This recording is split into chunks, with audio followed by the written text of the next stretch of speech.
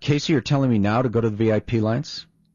Okay, great. Hey, well, we are really pleased to have with us right now Elaine Parker. I thought this was going to be in a few minutes, but we're grateful to have Elaine right now, Chief Communications Officer for this organization we've been telling you so much about, Job Creators Network. And in this role, of course, Elaine is coordinating the company's overall strategic media objectives, part of which has included us as we've banded together to promote Job Creators Network in this big event that's coming up. Elaine, you're with Dan Caplis, 710 KNUS. Good morning.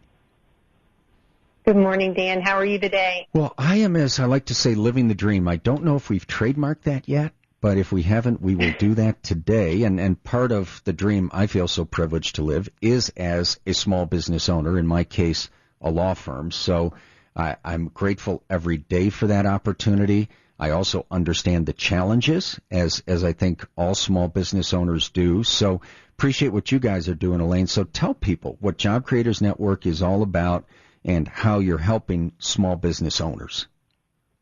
Sure. Well, Job Creators Network is a nonpartisan organization, and it was founded by entrepreneurs like Home Depot co-founder Bernie Marcus. It's hard to think back to when the Home Depot was a small business, wow. But there was a time when there was just one store. And they grew it to what it is today. And so, Bernie founded the Job Creators Network. He really believes that the best defense against bad government policy is a well-informed public. And our overall mission is to educate the public and policymakers about how government policies impact them. And we do that through a program called the Employer to Employee Education Program. And we basically develop educational materials, short videos, infographics, short blog posts that we call kitchen table economics, and we provide them to employers across the country so that they can educate their employees about how government policies impact their pocketbooks and their livelihood. See, it's not about telling the employees how to vote. It's really about helping them understand how the policies impact them personally. See, that is really interesting because, I think of our law firm as you say that, and we have all of our normal, water cooler conversations and everything, but obviously as employers, we're bending over backwards to make it clear that, hey, we don't even want to know people's political affiliations. The last thing in the world we're going to do is tell them how to vote, et cetera. But you do hope as you look across the country that folks who are working at a small business will appreciate the fact that conservative policies and candidates are almost always far better than Democrats, for them than Democrats.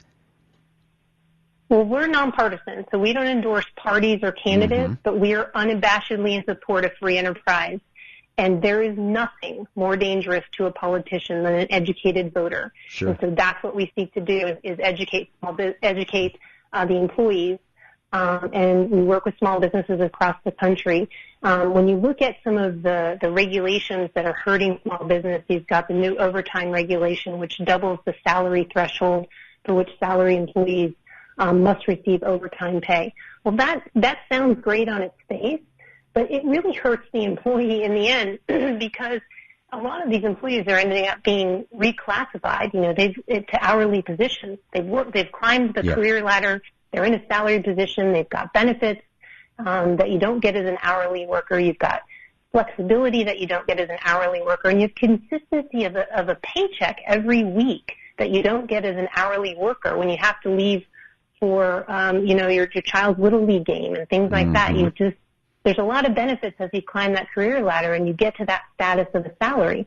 Well, this overtime rule is really hurting those folks because employers are being forced to reclassify their salary employees into hourly spots so they can better track their labor costs, which is really important for small businesses to do.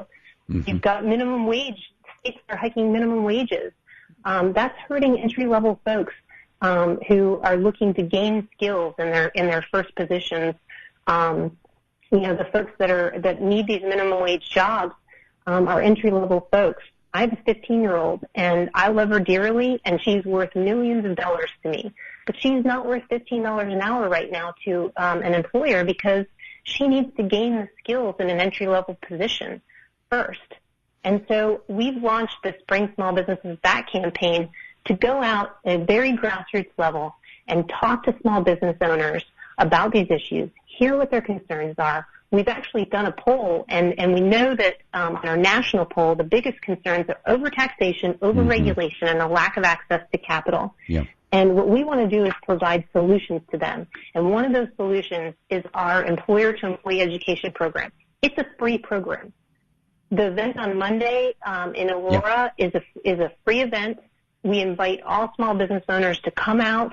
We have special guests, U.S. Representative Mike Kaufman, Heidi Gnall, who's the founder of Camp Bow Wow, and the president and CEO of Job Creators Network, Alfredo Ortiz, will be speaking at the event. Yeah, and really looking forward to that. Elaine Parker, our guest, Chief Communications Officer, Job Creators Network, and I very much appreciate your point about the nonpartisanship, because it's similar to, I happen to be a Catholic. It's similar to when we have the Archbishop on and we talk about, listen, the Catholic Church is not Democrat, Republican, any party, but it cares about social justice, and it cares about, being involved in the public square to make sure that human dignity is being protected, et cetera. So I appreciate the fact you guys are nonpartisan, and truly in my business, I could not, if you put a gun to my head right now, I could not tell you the political affiliation, if any, of my employees. We just don't talk about it. But talking about what policies do help small businesses and what policies hurt small businesses, I think that's all fair game, and I love the fact you guys are doing that.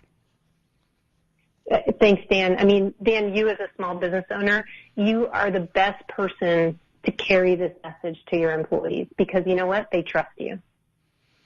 Yeah, except when it comes to the Final Four every year. I don't think I've had that right in 10 years. So they just everybody tries to look at my picks and then pick the opposite for the whole bracket.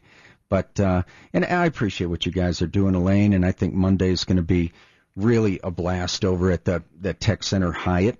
And I'm glad that Alfredo Ortiz is going to be there as well. And I think it's going to be a good day all the way around.